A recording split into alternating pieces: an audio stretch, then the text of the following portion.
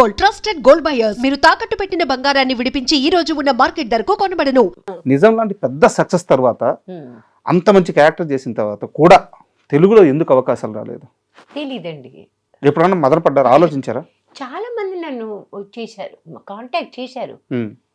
అసలు అర్థం లేని రోల్స్కి ఎందుకు వెనకాల నుంచి ఒక మదర్, ఆ మదర్కి పేరు కూడా లేదు. ఆ మదర్కి ఒక హిస్టరీ ఉందా లేదా, ఆవిడ పుట్టిందో అప్పటికప్పుడే అలా బయటకు వచ్చేసిందో మనకేం అర్థం కాదు. దానికి ఒక నేపథ్యం అంటూ ఏం లేదు. అట్లాంటి క్యారెక్టర్ చేయడంలో అర్థం లేదు కదా. మనం ఒట్టి సినిమాల్లో కనిపించాలని, ఒట్టి డబ్బులు వాళ్ళు ఇచ్చేస్తే తీసుకుని ఇంటికి వెళ్ళిపోవడానికి దీనికి కాదుగా నేను వచ్చింది. What ever I do it has to have some meaning. అంటే నాకు క్వశ్చన్ ఉంది, అడగొచ్చా? ధైర్యం చేసి అడుగుతున్నాను. చెప్తాను. రామేశ్వర్ గారికి తెలివితేటలు ఎక్కువైపోవడం వల్ల సినిమాలు తక్కువైన అనుకోవచ్చా? వెరీ గుడ్ క్వశ్చన్, ఇంకోసారి అడగండి. మీకు తెలివితేటలు ఎక్కువైపోవడం వల్ల సినిమాలు తక్కువైన అనుకోవచ్చా? Correct, very very aptly put. చాలా అద్భుతంగా మీరు దీన్ని కరెక్ట్గా చెప్పారు. ఆ మాటకు వస్తే మీరే కాదు, నా మొట్టమొదటి ప్రొడ్యూసర్ రాజశ్రీ ప్రొడక్షన్స్, ఆయన మొట్టమొదటే నన్ను అన్నాడు, అమ్మా నువ్వు దయచేసి డైరెక్టర్ అయిపో, నీకు యాక్టర్గా పెద్ద కాలం నీకు కష్టం.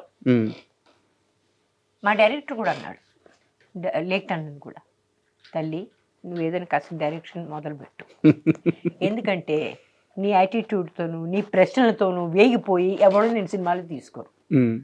నేను ప్రతి దానికి అడిగేదాన్ని, లాజిక్ అడిగేదాన్ని. ఇప్పుడు ఒక సినిమాకి వచ్చిందండి ఆఫర్, 1935 అట. దానిలో కలకత్తాలో ఒక క్లబ్లో ఒక అమ్మాయి పాటలు పాడుతుందంట. ఆ క్యారెక్టర్కి నన్ను చెప్పారు. అసలు I'd love to do it. నేను ఆ అమ్మాయి ఆంగ్లో ఇండియన్, అదే కాదు మన హిందూ, నాట్ పాసిబుల్. హిందూ క్యారెక్టర్లో క్లబ్లో వెళ్ళి ఎట్లా పాట పాడలేదండి. హిందూ కానీ ముస్లిం కానీ ఆ టైంలో ఆంగ్లో ఇండియన్స్ మాత్రమే చేసేవాళ్ళు ఆ పని. ఇప్పుడు ఇది మీకు తెలియడం వల్లే కదా మీరు క్వశ్చన్ అడిగింది.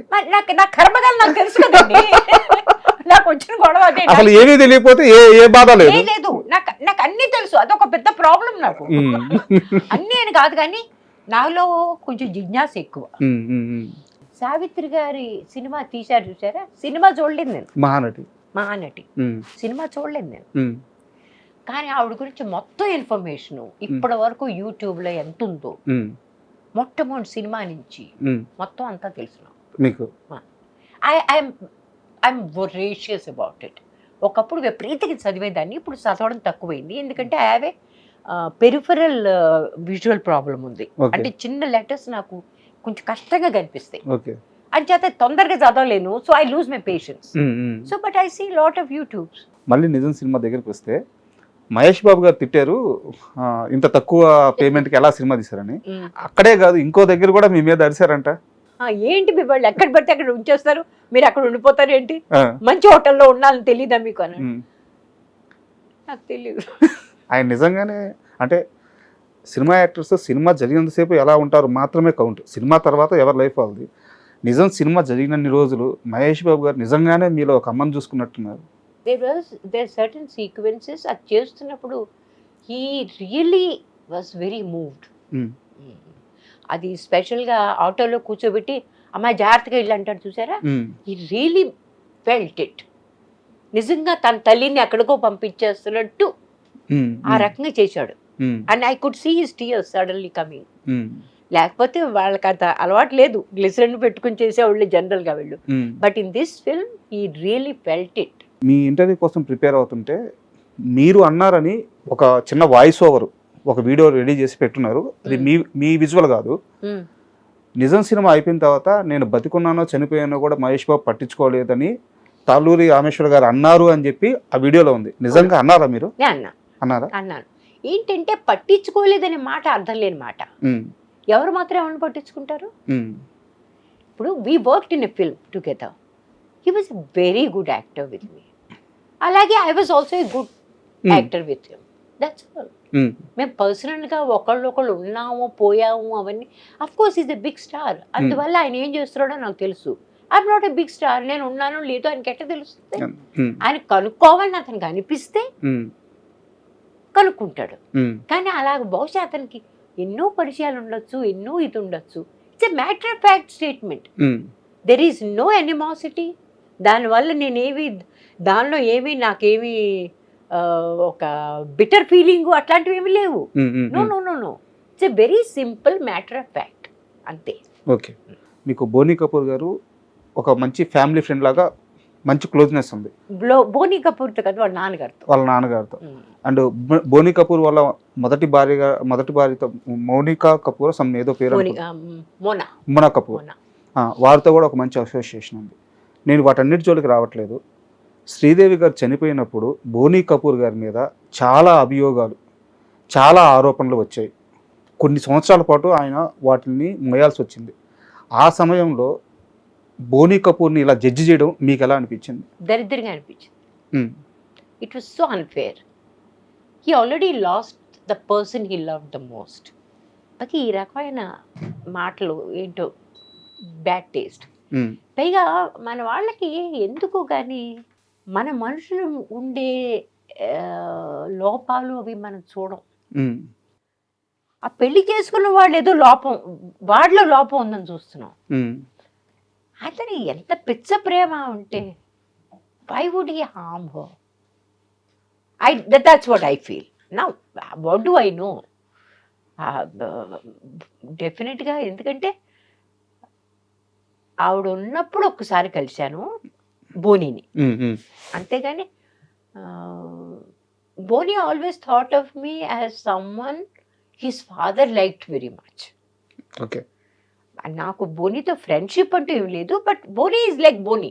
ఐ వాంట్ బోనీ కపూర్ సాబ్ అని పిలిచే ఇదికి లేదు. Boney, I would call him Boney. నేను ఎందుకంటే వాళ్ళ ఇంటికి వెళ్ళేదాన్ని.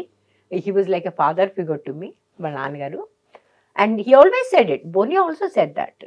మా నాన్నగారికి చాలా ఫేవరెట్ ఇవ అని చెప్తుండేవాడు. వాళ్ళ అమ్మగారు కూడా అంత ఇదిగా ఉండేవారు. వాళ్ళ నాన్నగారు పోయాక మాత్రం నేను వాళ్ళ ఇంటికి వెళ్ళి ఐ స్పెండ్. అప్పుడు శ్రీదేవి గారు ఉన్నారు, but I did not meet her. I met Surendra Kapoor, Boney's mother. That's all. మీరు ఆ టైంలో నమ్మారా ఇలా బోనీ చేసి ఉండడు? నమ్మనండి నేను, ఎవ్వరి గురించి కూడా నమ్మను. చాలా మంది చూసారా, ఇందిరాగాంధీ సంజయ్ గాంధీని ఆవిడే చంపించేసిందని, అతను పోతే ఆవిడ ఏడవకుండా ముందు అదేదో డీటెయిల్స్ తీసుకోవడానికి ఏదో స్విస్ బ్యాంక్ అకౌంట్ చూడడానికి వెళ్ళింది. బుక్ లో కూడా రాస్తున్నారు చాలా దారుణంగా. ప్రతి వాళ్ళ గురించి ఏవేవో ఉంటాయి. somehow I never believe it. ఇవిడే కాదు, ఇదే కాదు, ఇట్లా ప్రతి వాళ్ళ గురించి ఏదేదో ఉంటాయి. I don't believe in it. I don't want to know. Okay. I want to see the good side of the people. I don't want to. There's so many good things they have done, for God's sake. Let's enjoy that. వాళ్ళు వెతికి ఏదో bad తీసుకొచ్చి ఓహో ఇది ఉంది వీళ్ళలో, ఏమిటిది అర్థం లేకుండా. నాకెందుకో మీ ఇంటర్వ్యూలు అండ్ మీ కామెంట్స్ కొన్ని చూసిన తర్వాత అనిపించింది, శ్రీదేవి అంటే ఒక రకమైన ఇష్టం లేకపోవడం కాదు, కానీ ఎందుకో శ్రీదేవి విషయంలో మీరు అంత పాజిటివ్గా ఎప్పుడు మాట్లాడినట్టు కనిపించలేదు. కారణం తెలియదండి, అట్లా ఎందుకు అనిపించిందో తెలియదు. ఎందుకంటే చాలా టాలెంటెడ్ యాక్టర్స్, అద్భుతమైన dancer. But there are certain things I use to feel as an actress, it was kind of చాలా ప్రోగ్రామ్డ్. అంటే జెస్చర్ ఇట్లా చేస్తే ఇట్లా బాగుంటుంది, అట్లాగే ఆ బట్టలు ఏది వేసుకుంటే ఏ పోర్షన్ ఎంత యాక్సెంట్యుయేట్ అవుతుంది, ఈ రకమైన మరీ ప్లాన్డ్ క్యారెక్టర్ బహుశా ఇట్స్ నాట్ మై టైప్. నేను just. And for more videos, please subscribe to iDream. Please subscribe to iDream. Please subscribe iDream. And please subscribe to iDream. For more videos, subscribe to iDream. please like, share and subscribe to the channel. Congratulations, iDream. Subscribe to iDream. Subscribe to iDream. So subscribe to iDream Media. iDream team andarki huge congratulations. Please subscribe iDream Media. Please subscribe to iDream. Subscribe iDream. Please subscribe to iDream. I dream అంటే నా కళల ఛానల్ను subscribe చేసుకున్న నోరు తిరుగుతలేదు. మీరైతే గంట గుర్తు కొట్టండి. For more such videos, please subscribe to iDream. Subscribe to iDream. Please subscribe to iDream. Please subscribe iDream Media. Please do subscribe to iDream. Please subscribe to iDream Media. For best entertainment and information, please subscribe iDream. And don't forget to subscribe to iDream.